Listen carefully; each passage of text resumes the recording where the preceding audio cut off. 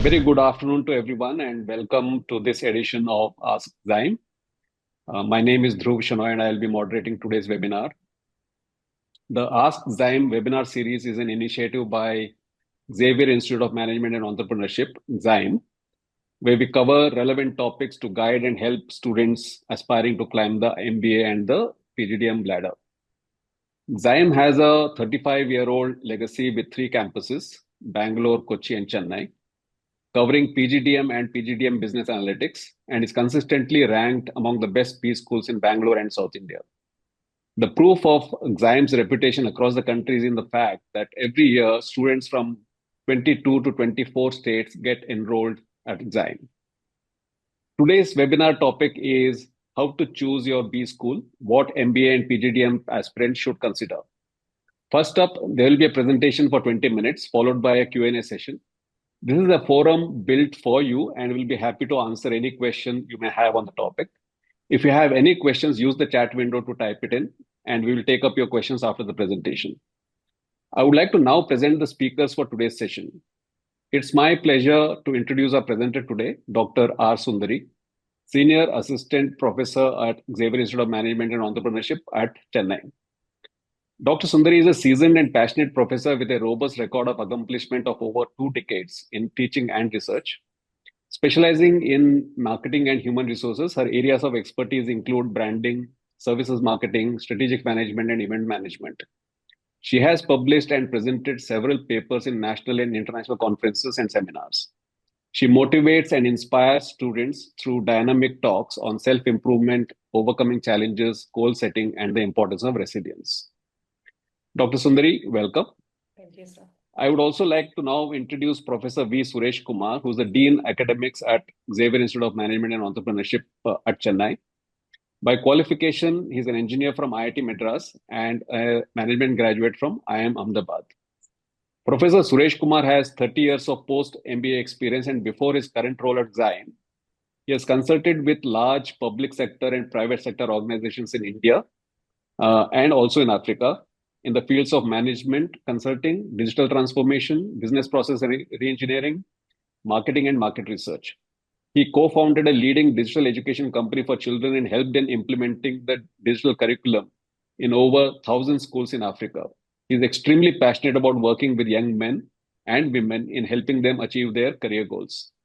Professor Suresh, welcome. I'll now hand over to Dr. Sundari to start the presentation. Yes, sir. Thank you.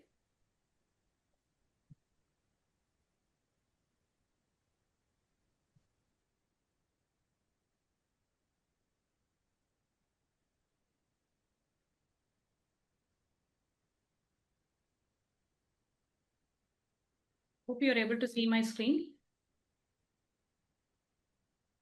Yes. Thank you. So good evening, everyone. Welcome to this webinar. Choosing a B school is not just, getting an MBA or a PGDM tag. It's all about choosing the right launchpad for your career goal. I think with hundreds of colleges, multiple entrance exams, with a lot of new age specializations and flashy placement numbers, it is always, feeling confused and you might be misled with the communications which each of the institution promises. So here's a day for you. We are here to give you guidance on how to choose the B schools. Here's a blueprint exclusively designed for you guys. To make you understand the intricate things that you would be looking out in choosing the right management premier business schools. So at the outset, I would say choosing your, premier business school is what will define your life. I think it is more of a decision which defines your next 20 years. So you have to be very careful in this regard. The investment that you're going to put will result in the returns that you're going to get. So basically, if I talk about the investment, you all will be worried about, taking up the various, loans and other things. But I'll tell you something like the more you are investing in your education, naturally will end up in getting a better returns. So choose out institutions which are, giving out premier institutions which are having a moderate fee structure. Okay, do not go in for classy things thinking that the return on investment would be high. I would say choose out something which is having a moderate one. You will have to take care of the tuition fee, your living cost, the foregone 2 years of your salary, your extensive 2 month effort, the time, everything would should result in the returns, as in how far there is a rapid or steep trajectory in your career acceleration. Similarly, the amount of the networks that you're going to get in terms of alumni network, which will have a compounded effect on your lifetime asset, and similarly the global connect that you would have. All this is what you have to look out when it comes to designing the or deciding the institution. Here's a simple framework which you can use to decide about your B school. So there are actually 5 pillars in this. If you could see here, there are the 5 pillars represents academic foundation, which talks about the faculty quality and research, the infrastructure and the technology part, which designs your learning environment, the corporate interface, which talks about your live projects and internships that you take up with the companies, and then what will be your career outcomes in terms of the placements, what you should look beyond the numbers or the salary package. So that I'm going to discuss.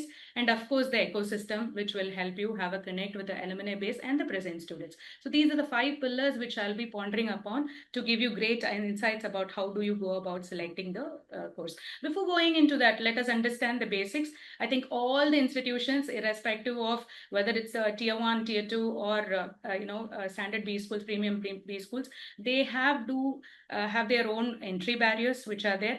This is just a filter, students. I would tell you it is just the first primary thing that they would look for. But what you have to look out when it comes to the class category that these schools are looking out for, they look out for the work experience, they look out for the academic backgrounds that you have got in your UGs, the experience, the diversity, all that what it counts. Okay. So now let me go into each of the pillar and give you a brief, input on what you would be choosing for your B school. So the first thing is faculty quality and research. You might be thinking like, why should we go in for looking about this quality? Because this is what creates the academic rigor in an institution. The amount of effort that a faculty puts in is based on what is the DNA that they have been having in their curriculum. Like it talks about the industry interactions over the years the faculty has got, along with their PhDs from reputed institutions, their publications in terms of their research work. All this comes to their real time sharing in the class. Okay, so usually apart from this persona card, I would also tell you to look into the student faculty ratio. Okay, so generally premium institutions will not have more than 10 to 15. It is like 1:10 or 15 is the ratio for faculty student. Okay, so the lesser the ratio, it means more of mentorship you will receive. So it's ideal to select premium schools which have got this ratio. And then talking about the second pillar, which is the technological infrastructure. So this is again the amount of tools which are used by companies nowadays are high. They want you to take decisions using these tools.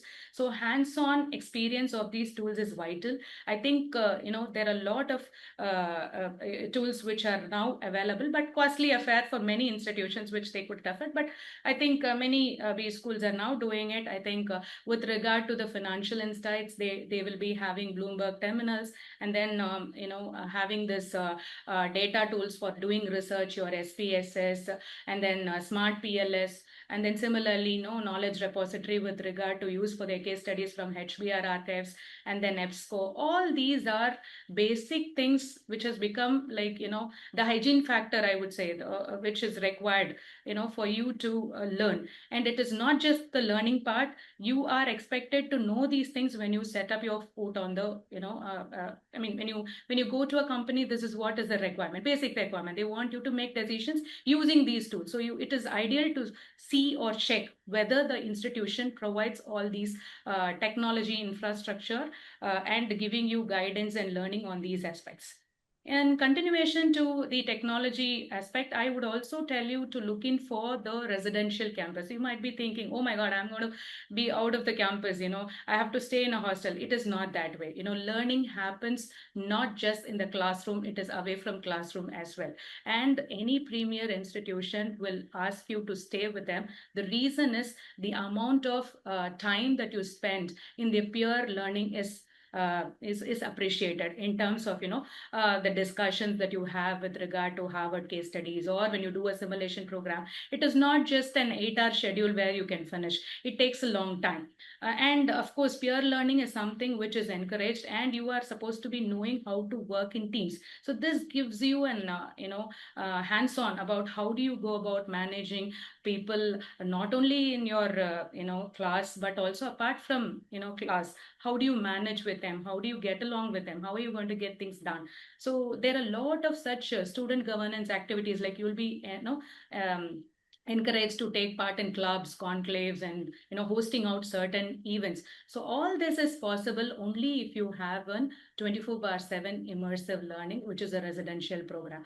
In addition to that, lot of students, when you discuss your day-to-day activities, you come out with innovative ideas. So look out for this innovation club, entrepreneurship club, incubation center, or which encourages your startup ideas. So look out for those things which is there. And then moving on to the third pillar, it talks about the industry exposure and the global program. So you have to have a general perspective of solving real-time problems. So how do you go about it? This is through live projects. Okay, so you check out industries, you check out institutions which are set up in industrial areas, where it is easily accessible for you to do your live projects, because you know very well that live projects have a high conversion rate of, PPOs to placements. So it's better to choose institutions which provides you live projects. There are institutions which give even stipends, which is a motivating factor for many students. Okay, so look out for that. And then the CEO talks, practicing managers. How many institutions do really bring in practicing managers? As in, no, anybody who is in the desk level, it's not a matter. We are talking about people who are in the higher cadre, as in like VP, CEOs, who bring in the strategic role. How do they play how do they play their roles? How do they make decisions? And when a crisis happens, so all these are something where you tend to get the real inputs from the industry part. And then talking about the global immersion, how much is the institution connected with other countries, as in Dubai or Singapore?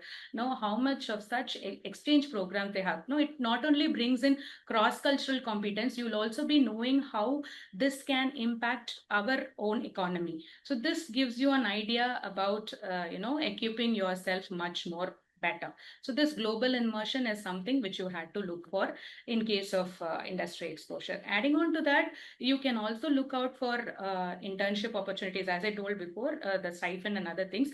You need to look into the recruiter quality, because few institutions, if you see, they'll be promising some list of companies which they will have, which keeps coming, but with some desk jobs. No, that is not ideal. You have to look out for some companies which are in the Fortune 500 list. Okay, whether they are offering a nice roles. Okay, the strategic roles, I'm talking about the strategic roles. Okay, so all that you have to keep in mind. Now, the questions that you should be asking to the institutions, or which you should be having in your mind while you wanted to select the premier B school, would be like, is it paying a right kind of secured stipend for you to do that work? Now, this is motivating. I'm not saying that you should go in for a what do you call internship which strictly pays, but this is a motivation, right? And then which companies are consecutively coming, and what is the type of role that they're hiring, and is the internship really leading to final placement? All that is what you have to consider. In addition to this is again an easy thing for you. I think many of you would be having this question in your mind about what is that metric which really matters.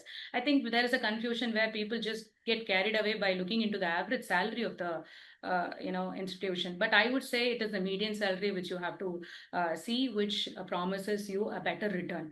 Okay, similarly, like the companies which are coming to your institution, or you're looking out for, should have more than 95% of placement records over the 5 years. Okay, and then the profile of roles It can be consulting, it can be strategic decisions, it can be above the cadre as in higher level decision making roles. And then sector wise diversity also you should consider, not to just, if you see certain institutions, they'll just have banking sectors, they'll just have some NGO kind of works being done. So just look out for the profile of sectors which the B school is attracting in terms of finance jobs, in terms of digital technology, in terms of consultation. So look out for variety of offers, because through that you can come to a conclusion of selecting your electives. Okay, that will help you choose your electives according to what is the industry requirement, how am I going to match my skill set with the industry requirements. And then talking about your ROI, this is where many of the, I would say middle income category people would be slogging up, like how much do I have to pay? So this is like very simple. So assume that you're going to take 10 lakh, for like say 10 lakh for your PGDM course or an MBA course. Probably if you're going to pay 5 lakh, every year, first year and second year, it's ideal to select a job which is coming out for like say 6 lakhs or 8 lakhs. Within a year or two, you will be able to pay your loans. So I think you calculate that way. Okay, so that's ideal. And then the next pillar is your alumni and culture. This again is vital, because even before getting to know, we all know that whenever we wanted to visit a restaurant or we wanted to have a favorite pastime, we get the connect from our own friends through word of mouth, which place to select, which movie to watch, and kinds like that. Same thing happens here also. Talk to people, talk to the existing students of the institution, get their reviews.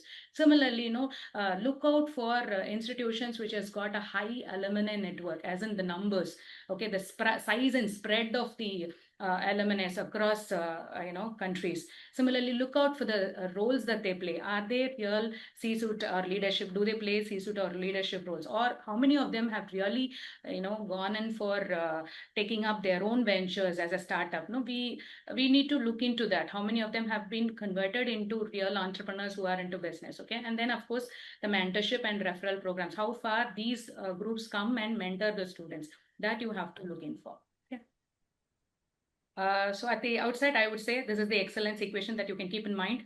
So that is 100% you can go in for an institution which has got an experiential learning, okay, which provides you. I would say, that there would be always a confusion about whether to go in for an MBA program or a PGDM program. So it's more like, whether you wanted to go for a university focused or industry readiness.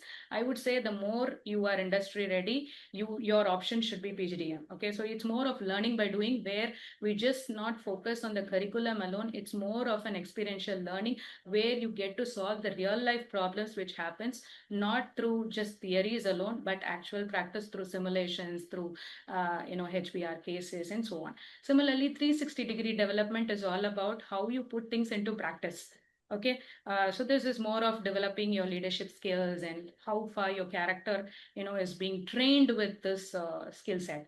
And then 24/7 immersion, where I spoke about you getting in connect with the institution throughout, like a residential program that actually helps in continuous growth, where you learn lots through peer group influence and your leadership skill grows. And then obviously you have to go in for checking out the networks with your alumni base. So this again helps not only for the current term, but in future, like your 50 to 20 years of your relationship or future goals can be decided with the network that you've got. So this equation you can keep in mind while deciding the previous goal. And then here comes the big life decision. Choose carefully, because your MBA or PGDM journey is not just a one-time thing. It's a transformating journey that you will be taking up. Choose wisely, okay? Prepare thoroughly. Try to get the maximum things that you have in your mind. So at the outset, I would say select a school that aligns more with your aspirations and having a learning mindset, because that is what really gives you the best what you really want. And thank you so much for the attention. I know it's a PPT work, but still, I think I would have given what is required by you, I think. If you have any queries, feel free to ask us. And I wish you clarity and confidence in choosing the important decision. Thank you. Thank you, Dr. Sundari. That was very insightful. We have some questions already coming in. Uh, but before that, I would like to know a bit more about you. So, if you can type in the chat window, which city are you coming from? Which college are you studying in right now? And currently, what's in your mind? What kind of a city or a college that you are looking to get into? Type those inputs in, and we would like to know more about it. Of course, we have already started getting some questions. So if you have more questions, if you have something in your mind that has not been answered in our presentation, please feel free to ask the questions. We will be happy to answer. Okay. So as you type which city you are coming from and which college you're looking for and which college you are studying in right now, let me take up some questions which have come in. Uh, Please mention the difference between PGDM and MBA. As it's mentioned, PGDM is only equivalent to MBA. So, will it be an issue for future roles if required? If I think the question is between MBA and PGDM, if I choose one, is there going to be an impact on my future? And I've got two or three questions which is based on MBA versus PGDM. Professor Suresh, would you like to take that up? Yeah, I think that's a question which most of the people ask, and let me clarify that to the students. See, very short. If I have to put it, PGDM is very industry focused. Okay, and they stay very relevant to what the industry wants and how the industry is moving. And MBA is very academic focused. So if the student is very academically oriented and he wants to do his PhD and wants to become a professor, he wants to become a lecturer in a college, then I think he could look at an MBA. And if somebody wants to get into industry, wants to become a CEO in a company, and somebody wants to become a Nadella or a Google CEO, then you have to start looking at the PGDM kind of thing. So that is one big difference. The second most important thing is you have to be very agile, and you must be able to quickly change with times. And MBA is always tied in with the universities. And university is like an elephant; it moves very slowly. It can't change its curriculum. It's not very adaptable. It's not very flexible. Nothing wrong with the university. That's the way it is.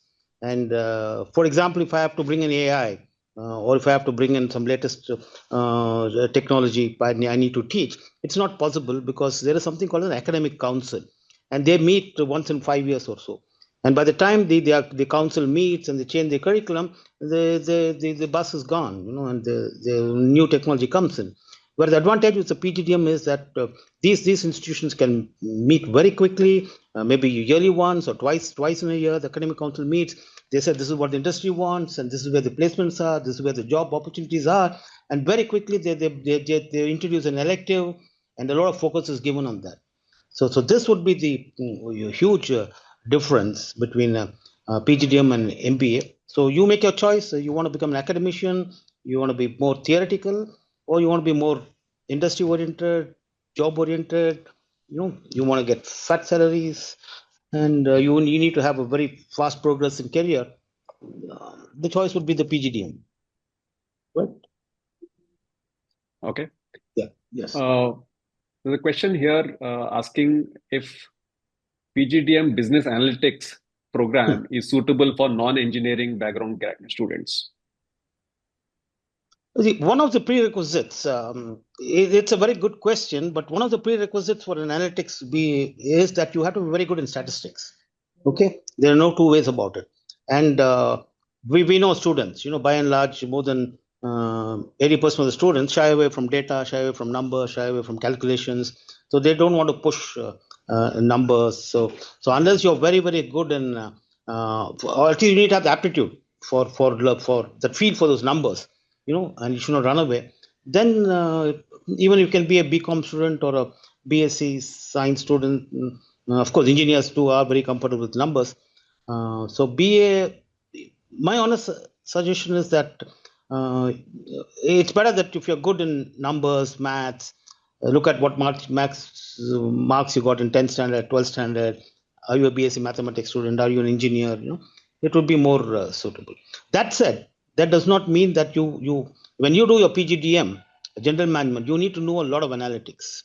Okay, so therefore you have to learn how best can we use analytical data. How can I draw inferences out of those of the analysis which is made using statistics. Okay, so therefore, so the final call would be that if you are an engineer, if you are very passionate about numbers, if you're very comfortable with statistics, I think you will be very comfortable with PGDM analytics course. Okay, great. So interestingly, there's a question which actually we covered in our last edition of AskXIME. But I think it's a good question which a lot of attendees might find useful. After selecting a B school, what shall we do after the application process? How do we prepare for GDPI? And what does the institution expect from the students appearing for the interview? So what do the students, can you repeat that? What are the students? What does the institution expect from the students appearing for the interview for GDPI? How do we prepare for GDPI? I thought they addressed in detail in the earlier seminar. No, this has come back Exactly. here. Exactly. But I think, briefly, if you can yeah. cover that.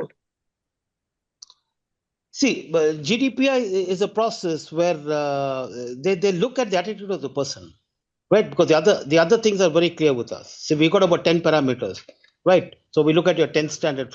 For example, as institution like ours, we look at your academic performance. So that means I have the numbers, hard numbers. I know what marks you got in 10th standard. I know what have you got in 12th standard. I know what was your undergraduation scores. And I know what was your CGPA, even if you've done your post-graduation. So I have all of those numbers with me. So what I look at a person in a GDPI is I first look at the level of confidence that the person has got. Second, I look at the communication ability. If you have to be very successful, you have to communicate very well. So we also look at the person, has he got a good communication ability. Then we also a little bit try and find out whether he's got some kind of leadership qualities in him. Has he led a team? So that's a reason when you find in GDP, always there's a question saying, what have you done in your undergraduation? Have you been a club president? Have you done some project where you led from the front? So we always try to see, is that streak of leadership is there in that person? Two, is this guy able to, or this girl or boy is able to communicate very well, and that personality has got that confidence. And very important, we always look at people who are got a very positive mindset. Are they very positive? And something which very subtly we check, which the students do not know at the time of GDPS, is he a continuous learner? Has he been improving every year? Has he been doing something new? So that quest to learn something new, so it's not just the academic performance alone. So we know, yes, academics is there. We want to see the other personality side of the individual. So that's why in GDPR you need to come up very well dressed, because that reflects your personality. Then you have to be very well groomed. That again says how confident you are. Then you must be able to speak very well. Your body language has to be very strong. You have to, your presence should be felt in the room. That is very important in a GDPR, and then that's how we give the marks as well, right? So we look at it's a personal interview plus GDPA, and then the passion that person has got for really getting into a business school. Does he want to become a manager? Does he want to lead from the front, or does he want to become an entrepreneur? So this is what we check, and then we give scores. Okay. So here's a question about a career path after MBA or a PGDM. With the growing influx of IIM graduates and people coming out from tier 2 colleges, how does the career trajectory for these two groups diverge and converge over a 5-year horizon, particularly in terms of job role opportunities, industry impact, and salary growth? See, the answer is very simple. It's very straightforward. See, you get an IIM, okay? It's just a passport, right? So it's a very prestigious one. So you have a head start over the others. But the real test is that how are you continuously performing in the sector where you are, in the institution where you are, the organization where you are. Okay, if you check, for example, Satya Nadella is not from IITs, right? Nor was he a topper, and he's from an engineering college from Manipal, right? He was not an IIT Delhi topper or an IIT Madras topper, But then he ends up becoming the CEO of one of the biggest organizations in this world, right? So therefore, so don't get worried. Everybody has some kind of handicap when you start the race, but then eventually it is how you perform in your role, in the how much are you contributing to the organizations, what value are you adding to the organization, how are you continuously learning and improving your skills, then are you able to add a lot of value to the organization. This is what the organizations look at. Organizations have got some goals, they want to achieve some targets, they have got a particular direction which they are going. You need to align yourself very, very well with these organizations, which will automatically, as the organization grows, you also grow with them. And one important quality which you have to, which is sort of constant and permanent forever and forever, is that there is no compromise on your ethical standards, your value systems, and your integrity. So this is something which you cannot compromise on. And second thing, which I'll tell you all, is that be as tech savvy as possible. Because as the technology changes, you try to be in tune with the latest technologies. So if we can demonstrate these two things, that you're passionate in what you're doing, you're a very sincere person, people can trust you, right? And very important to be very disciplined. Okay, these are some, and you're a team player. You're not very selfish, And if these qualities, if you can demonstrate, and you're very empathetic, that is another very important quality, that people would look up to you only when they feel that, hey, this man can put himself in my shoe and think on my.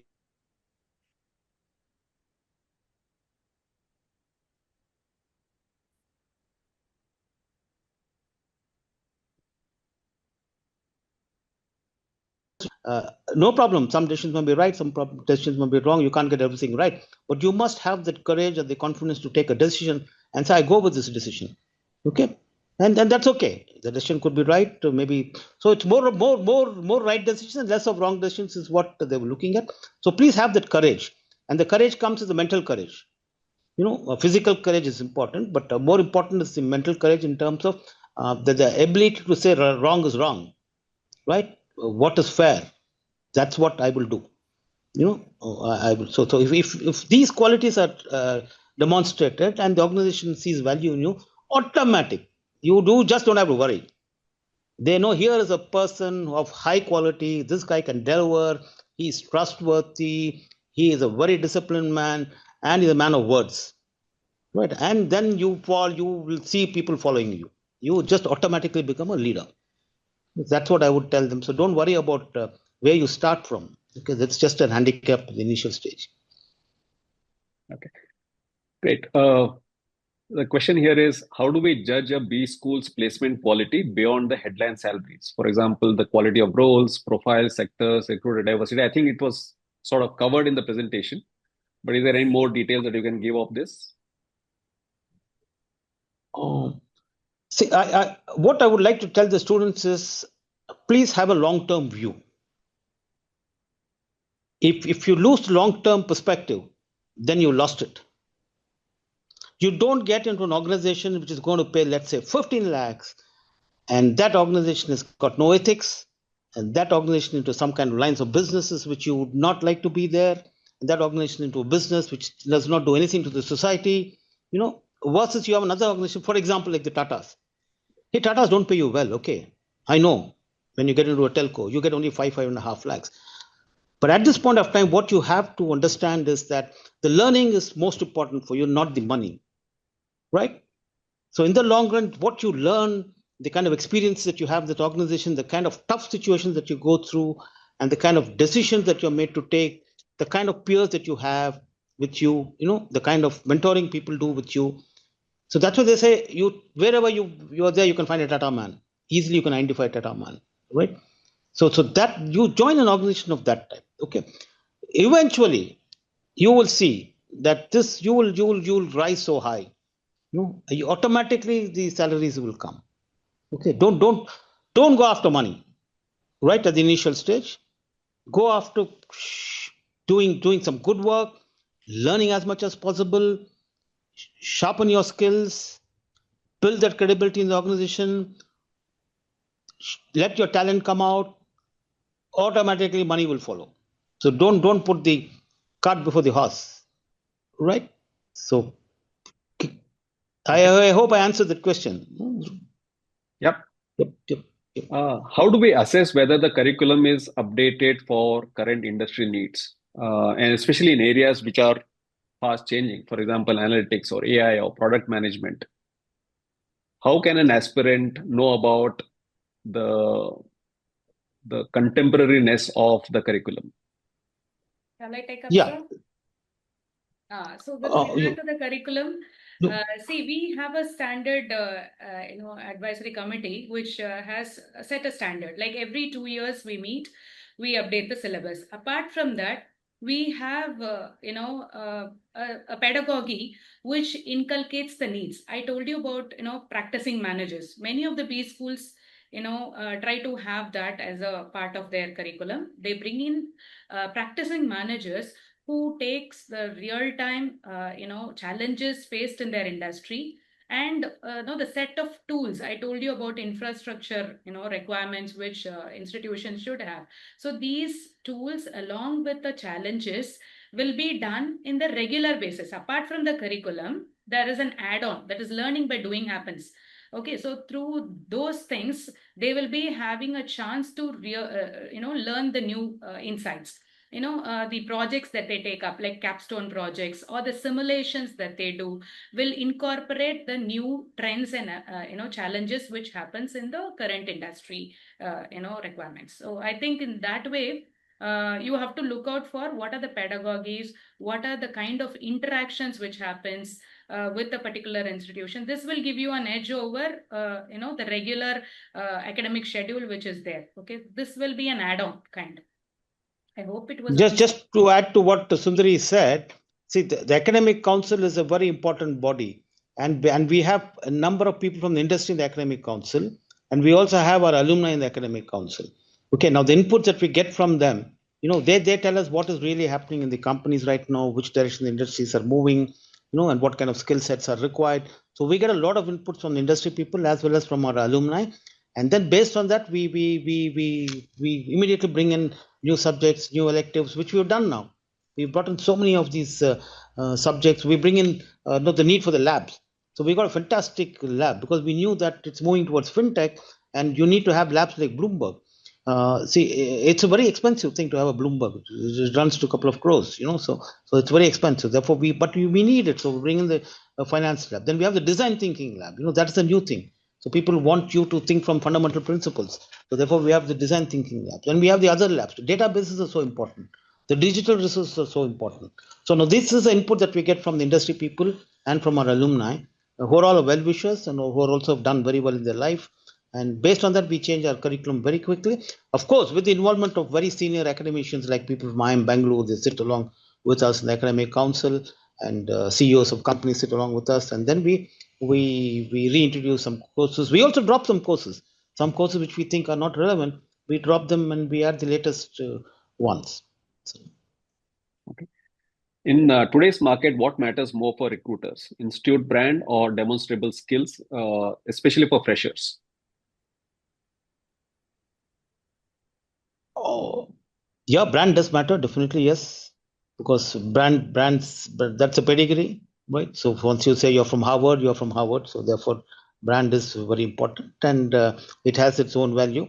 But that does not mean every brand also has taken its time, and it's done consistently. It's been showing that kind of performance and that kind of academic excellence, and that kind of quality and that kind of standards that it's been maintaining. So similarly, even these the young institutions, the very contemporary institutions, so they will also they'll be more focused towards what's happening currently, and they have a head start because they learn from what the others have done before, and they pick up from there. So therefore, it's I won't say brand is important, but the other one is also equally important. Okay. And once you get into a program, how early should aspirants decide their specialization, and how flexible should they be during the program about their specialization? Should I take up, sir? Yeah, please go ahead. So the thing is that, see, first year is more of a foundation. So by the end, I think the foundation program will give you an idea about what each elective and specialization focuses on.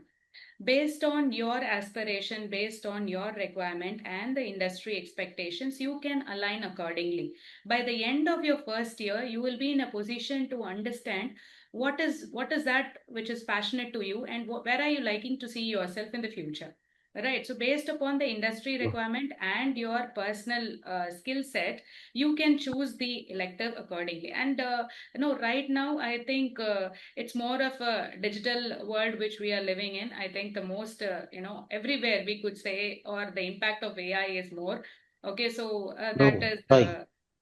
the specializations pertaining to digital trends, technological advancements, finance, and then marketing core areas. So all these are which is constantly evolving.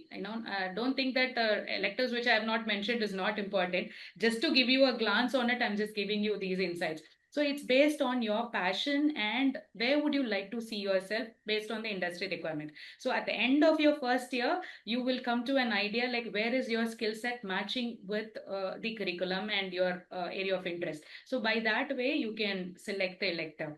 And when you interact with people with expertise, as in your faculties, your industrial practitioners, and all those people will again give you an insight on what is the emerging trend. That will also give you an idea about your elective selection. Okay. Okay. Here's a question which is, I think, primarily based on investment versus returns. Uh, this person is asking, how do we compare two admits? One which is expensive in a top tier college, other one which is cheaper in a mid tier college. How do you make that choice? Suresh, sir, you're in mute actually. If you would like to take up. Yeah, I think there was an internet issue. It was sort of breaking There up. was a ticklish. Yes. Yeah. Yeah. Dhruv, can you just repeat the question because I had an internet issue here. Okay. Okay. So the question is, how do we compare two admits? Huh. One which is from a top tier college but which is expensive, the other one which is from a mid tier college and far cheaper. How do you make that choice? See, if you're looking at this is what they call as the return on investment. So if you just do some number calculations, say you could have a college which is charging you say 30 lakhs, but you also get the salary of 30 lakhs. Therefore, your return on investment is 100%, and you get the payback period is 1 year, right? And similarly, you might have a college which is charging you only 4 lakhs, but you also get a job only for 4 lakhs. There also your return on investment is 100%. So if you look at just return on investment, you can always say, listen, it's 100%, so it is the same. Though the numbers are the same, they are different, right? Because the kind of companies that you would get placed, the kind of roles that you would get, the kind of a career path that you would have in a better institution, okay, is not comparable to one which is. So that's something what is called as value for money. Yes, it depends on what I would like to tell the students is do not worry about money. There is plenty of money available. You get into a good college, and all you have to do is with that admission letter, you just go walk into any bank. They will give you 100% money, and that money you don't have to ask your parents, you don't ask anybody. Just go with that letter and say, listen, I've got an admission. For example, I've got an admission at XIME. You just show that letter, and he's going to give you 100% loan. And this loan you have to pay back after 5 years, and you're going to get a job for about 10 lakhs, right? So in 5 years you're going to earn 50 lakhs, and what you got to return the bank is 10 lakhs in 5 years time. So do not worry about the money. So even if there's an institution which is costing you 30 lakhs, 25 lakhs, and it is a top-notch institution, don't look at the money. Go to the bank with that letter, they give you the money, and you're going to pay it back in 5 years time. You have enough and more money to pay it back. So do not look at that at all. Just look at the institution, and just look at the quality of academic excellence that they focus on. Look at the kind of ethical standards that they have, and very important, are they industry focused? Then are they very technology enabled institution? Do they have all the digital resources? Do they spend money on all these tools? And do they spend money on say an institute is made because of its faculty is one of the most important things. The other one is the library. Okay, all great institutions have got very good faculty, right? So what faculty definition of a good faculty? The person, a good mix of people from industry as well as academic background. Okay, it's not just a PhD which matters, but you also have to have a good industry experience. So this blend of is very important. Okay, so therefore look at the faculty and also look at visiting faculty. Are they bringing in a lot of practicing managers? Are they bringing in a lot of industry experts? Are they bringing in distinguished speakers? These are some of the things which are very important. And then walk into any institute, get a complete list of what kind of resources do they have in the library.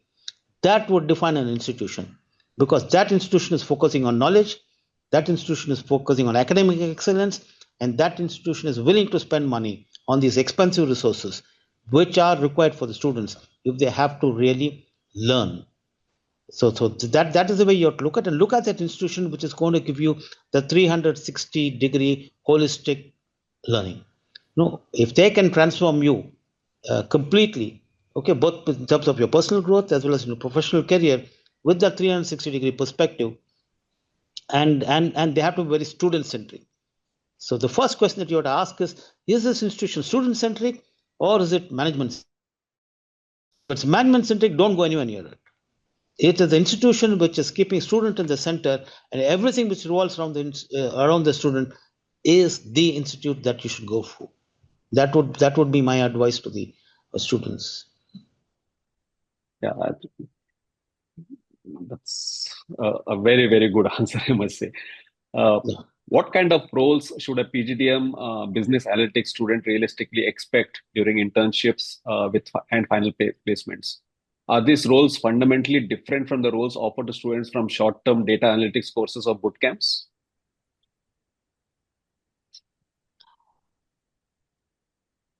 See, the analytics, is required everywhere, right? So you go into finance, so you may be required there, okay, for a fintech company, or you get into manufacturing, okay, you get into HR, you have to be good in HR analytics.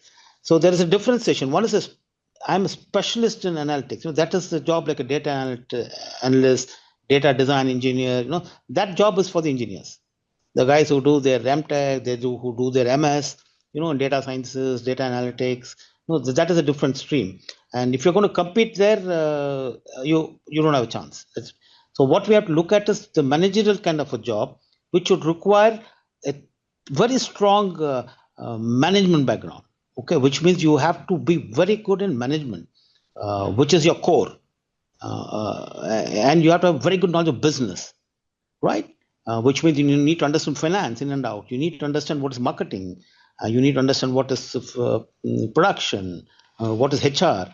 So after you have this understanding, this core understanding in all these domains, and then you specialize in some of these technologies, which are data analytics and all that, as more as tools which can be used for decision making, right? You don't try to become an expert in doing analytics, right?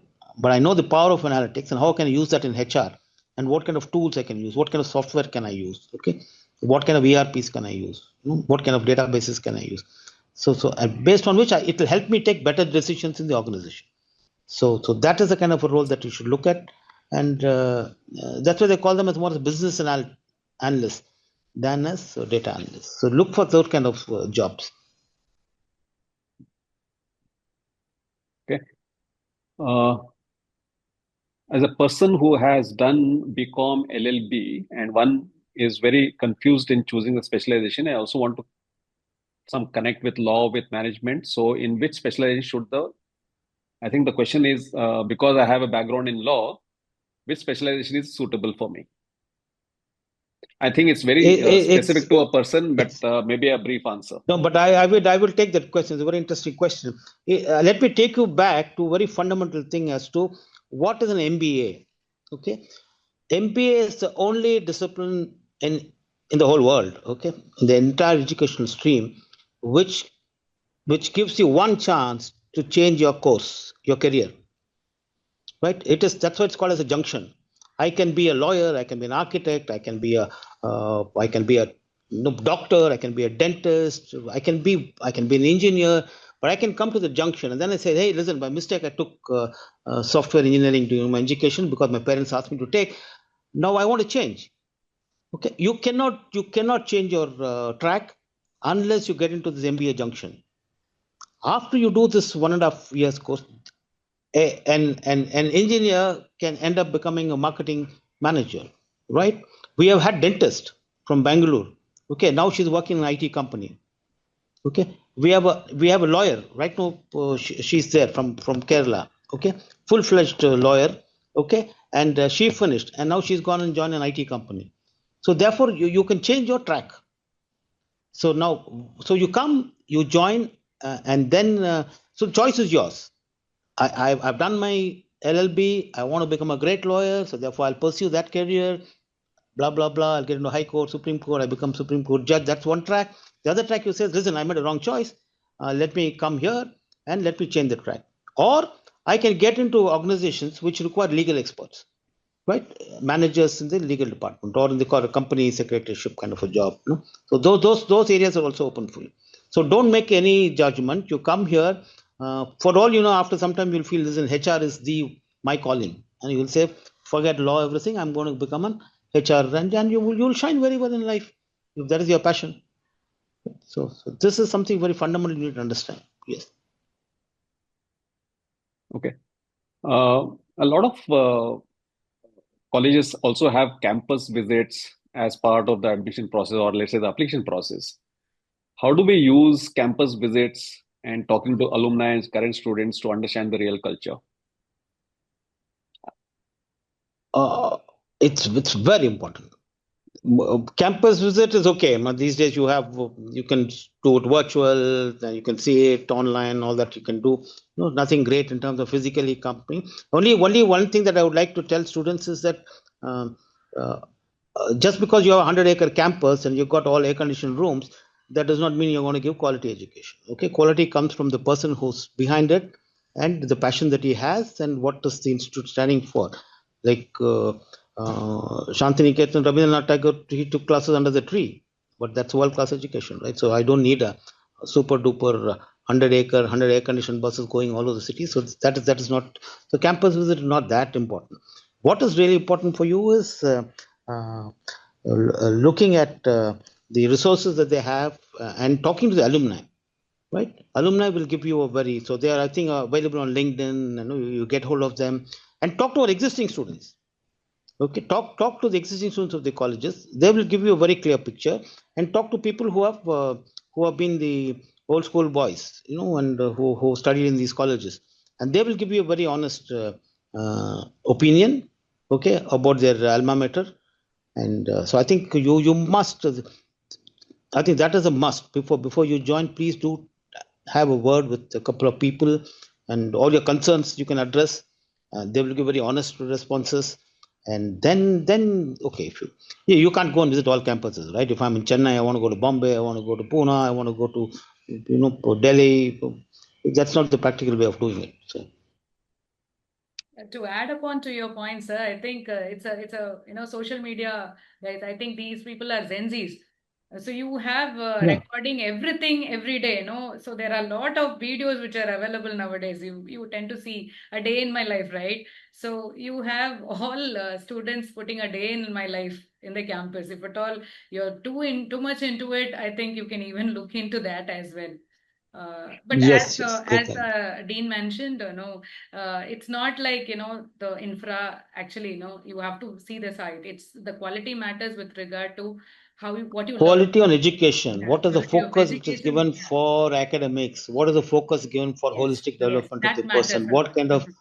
What kind of learning resources people are willing to invest? Now, am I willing to spend a couple of crores for buying Harvard cases? No, that is the question. So Okay. Okay, here's an interesting question about what kind of a role the early marks play in the selection of a student. How does the institute assess or see a student who had scores like 60, 70% in 10th and 12th, but above 8.5 CGPA and UG? Do institutions marginalize these kinds of students just because they got low score in 12th, or institutes shortlist based on the overall persona of the candidate? it varies from institute to institute. For example, I can tell you, I am Ahmedabad. They would look at have you been a topper in your class? And have you been university ranker? No. Have you been CBSE top 10?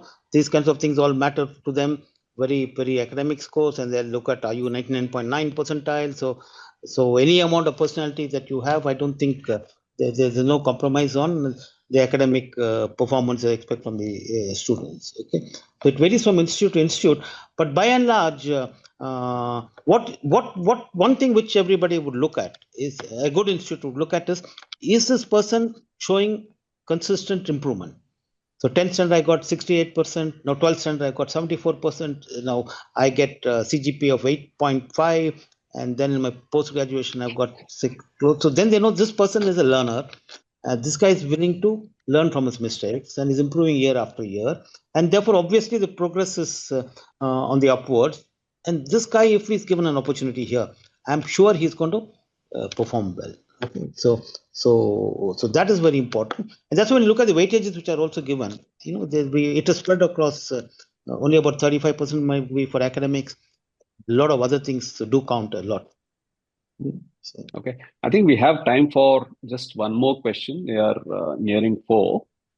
So this person says it's quite evident that the topic in discussion at this era has become focused on data, analytics, AI, etc.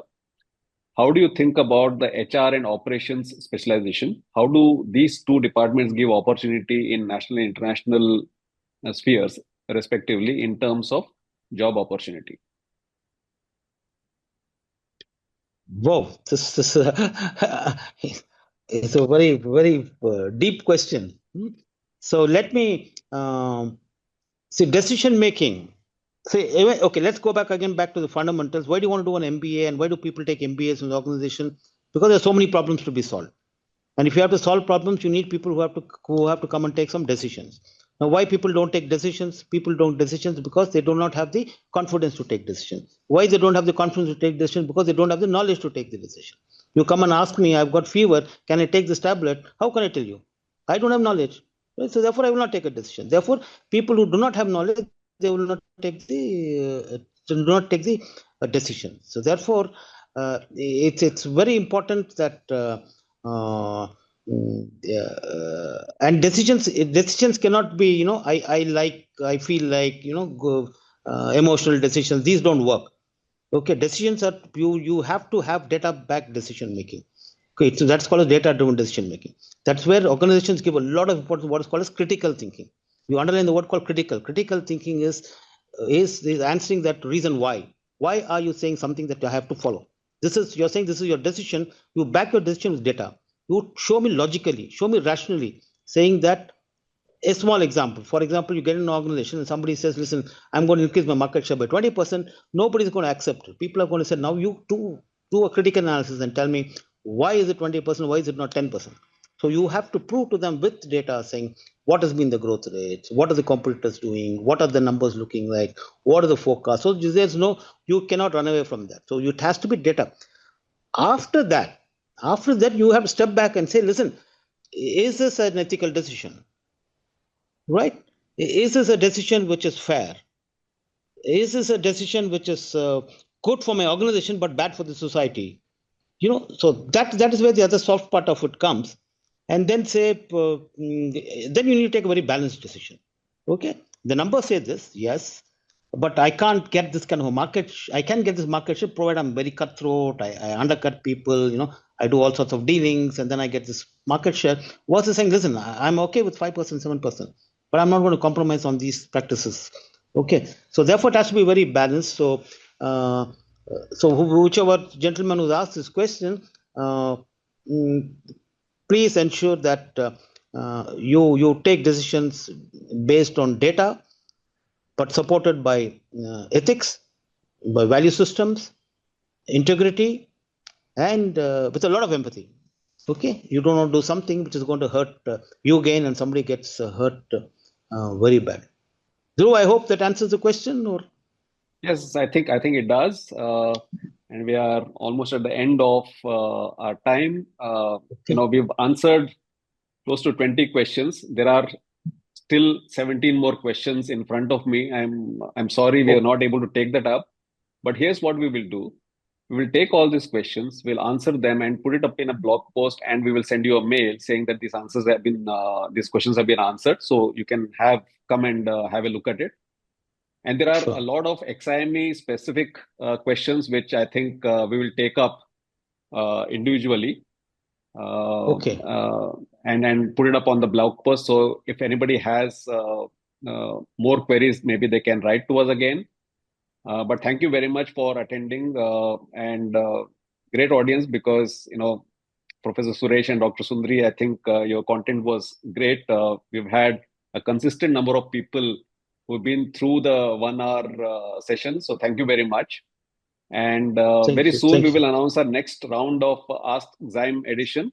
Please stay tuned, and we will be informing you as well. Thank you very much. Thank you to you as well. Thank you, sir. Thank you, audience. Thank you.